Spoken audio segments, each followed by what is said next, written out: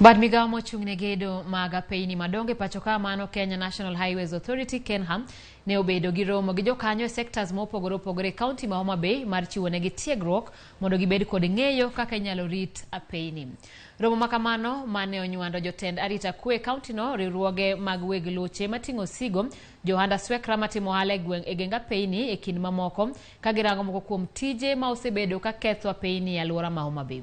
Director mar KENHA e gwenge mag Nyanza Midusa Julius Makodero okoni girado gi jokanyo e counties mopogore opogore mar puonjogi ber mar rito apeini kod thegruok gi timbe moko manyalo ketho apeini moselosi.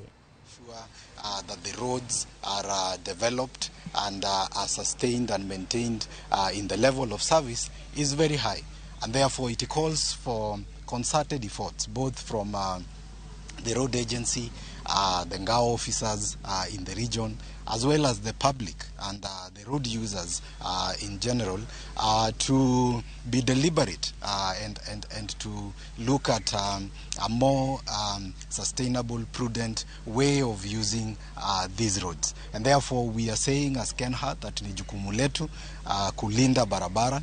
I think for KENHA we are talking about 250 kilometers plus of road network in Homa Bay. We've observed in the past matters to do with encroachment on road reserves.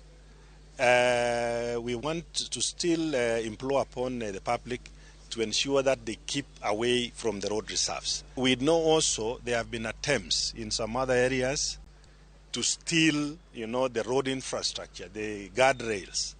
This is an aspect that we are very keen. Committee mar weche udi e Senate